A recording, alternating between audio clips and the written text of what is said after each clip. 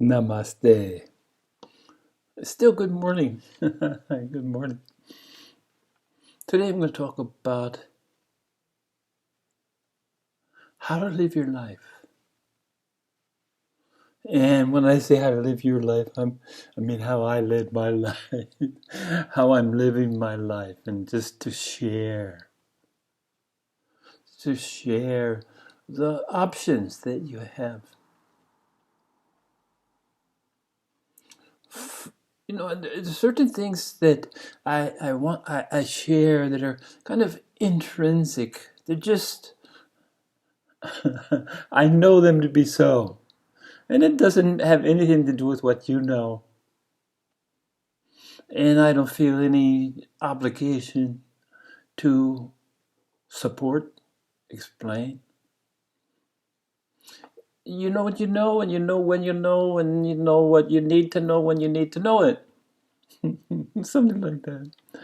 But I do know that as I approached being born into this physical form, the situation, the conditions that were, I chose, okay? I said, okay, here it is. This is the channel. This is where I can learn and live and love the most. Benefit myself, the big S, self, and try to do my best to make the world a better place. And this is the conditions. This is where I ended up at a 75-year-old man. Well, it's not 75 yet. It's a countdown. March. A little more than a month, I'll be 75. Milestone. I think it's a milestone. I'm celebrating it like it's a milestone. But I got to choose, as I was saying. This channel, this avenue, these set of parents, this set of conditions, to go back to non-dualism, free will is certainly 100% free will. Was my free will to choose. Destiny, 100%, this is my destiny. Sitting here in front of you right now, right here, is destiny, and it's also free will at the same time. And if you start to practice this is one of the ways that how to live your life. This is one of the ways is to see that it's a continuum, space-time continuum. Yes, but I'm not sure about time. A little more sure of space, but continuum is something that it will spiral onwards and upwards. We're always on the move. There's no rest for the weary. There's no reprieve.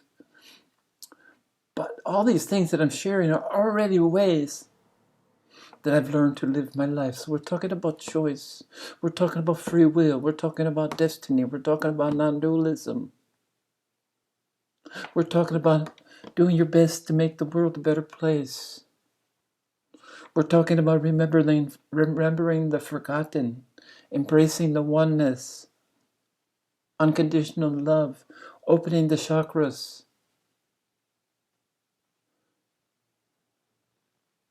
I think mine start with the third eye, I think. The third eye open first. Last is the heart chakra. So my chakra order, I don't know if there's a sequential order or not, but this was mine. Third eye, crown chakra, throat chakra. Between the throat chakra and the heart chakra were the blue medicine Buddha, the Tibetan blue Buddha, the azul, the bluest blue, the blue, Tibetan blue medicine Buddha. He's right here. Here, I got the stones to celebrate. These are the stones to celebrate him. That's his color. And he resides right between my throat and my heart chakra. And I believe, I think there's a lot more than the 7 chakras that we count because there's upward. And I think our body. I know there's chakras right here. Can't you feel that energy? Just trying to show you my hands. The soles of my feet. I feel a spinning wheel, and that's what a chakra is. It's a wheel of energy. And we give them colors and names, and discovering these is another how to live your life.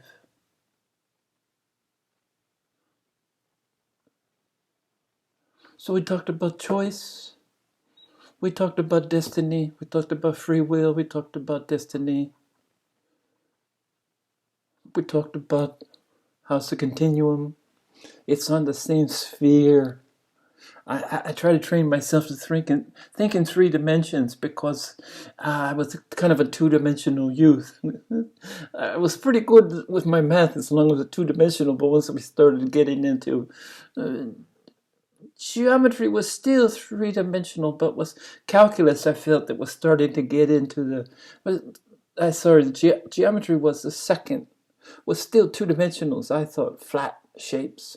But when I started getting calculus, this is where my mind kind of said, no further. But I think in terms of 3 dimensions, and ultimately my mathematician's friends tell me that math is the highest language. Well, I thought Sanskrit was, but what do I know? This is what a mathematician told me. A philosopher might tell me something different. But this is everything I'm saying is about how to live your life. Wake up and celebrate every morning. Appreciate every moment as if it was your last. Remember, without freaking out, without screaming, without fear, that every day you get a day closer to something. What I'm talking about now is the end of your life. Every day you celebrate, and you celebrate the ending, which is really just another beginning. Isn't that interesting? Ending and beginning. There is that non-dualism again. It's on a continuum. If something doesn't end, nothing can begin. So beginning this life was a choice. I chose my parents. My father died when I'm 4. Okay, so what did that mean for me? Well, number one, most importantly, it meant that I had a mother that took care of my younger brother and my younger sister and myself the best that she could, and she was a fearless advocate for our well-being, for providing us with a sense of self, with providing us with everything that she could possibly, even though our circumstances, our physical circumstances, our money, the neighborhood we lived in, everything was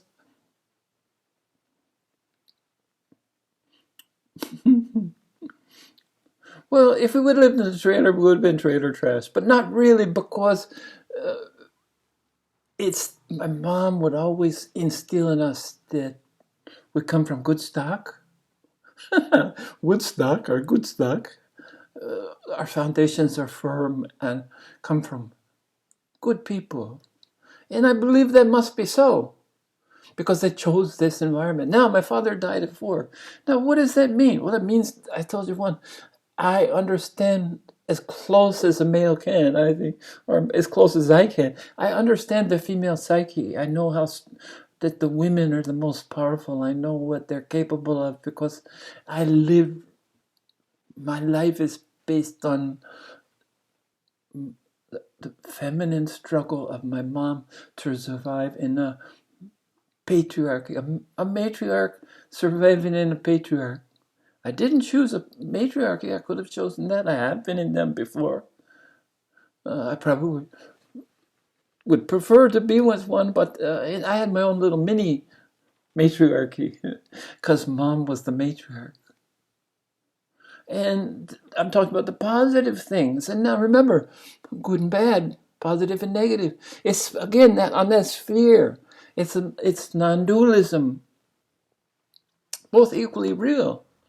Now the consequence of choosing a father that was ready to pass on, he was reluctant to even, it was his second go round. He had a couple other children apparently.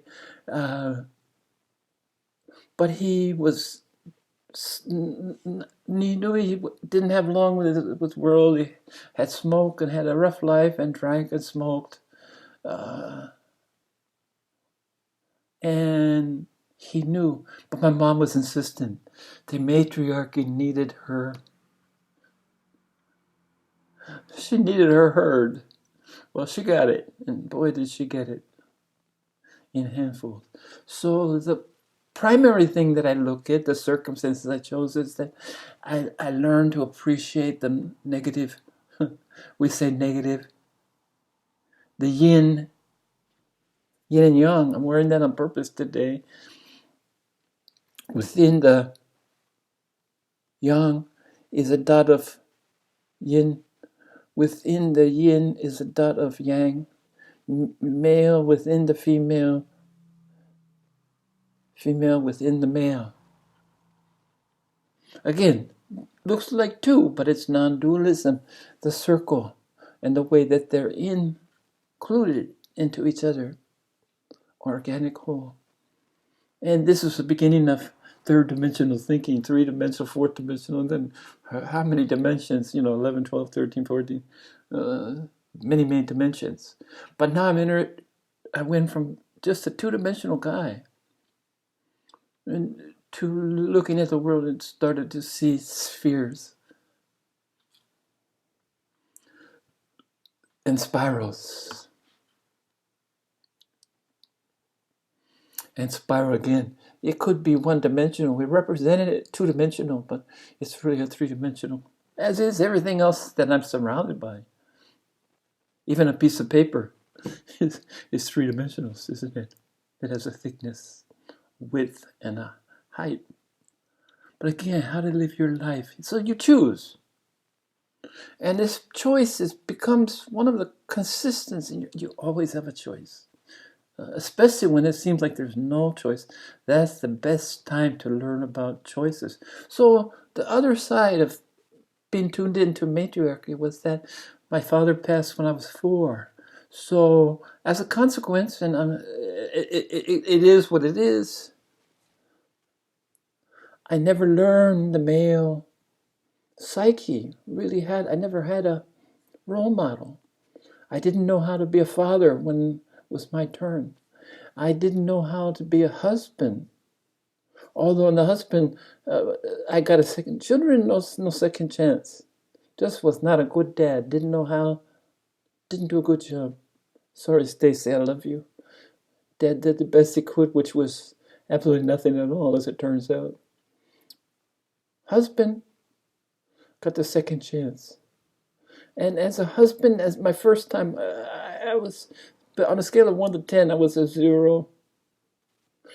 Maybe it's creeped up to 1 on my good days. And on wedding number 2, marriage number 2, I would say that I give myself a 5, striving for 6. And I put this on the scale because it gives me room. I wouldn't say a 10. Because my first of all, if you ask my wife, is your husband a 10? She would think that, right. She would just be sarcastic. So let's say 5, going on 6, working on 6, because you always need room. Give yourself room. Another way to live life. Give yourself room to grow. Make sure that the pot that you're planted in, the soil that your feet are in, can keep expanding as you allowing you to grow. So choose your situation, and then it's up to you to make the best of your situation with the ultimate goal of remembering the forgotten, becoming one, seeing oneness at all, surrendering to what life presents you with. And I have to talk about challenges because life gives you, all of these are challenges, okay? The ones I've been facing lately is pain. And pain's a tough one to learn from. We experience pain so that we can learn, right? We experience pain. We touch the oven that's hot. We don't want to do that. We learn from pain. Well, recently, and I always talk about what's recent. My back is killing me. It's nothing new. My lower back, it's just hard to get out of bed. It's hard to move, and my job, our job, is to look for the lessons in the pain. I mentioned some of them, but it's just an opportunity how to live your life, how to live life.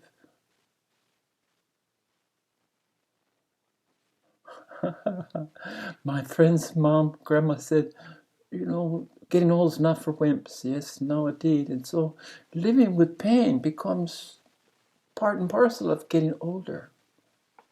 So this is why I'm talking about how to live life. And I can only say, like I said, I'm going to wrap it up here with saying that I can only share with you what I found to be so, true experience,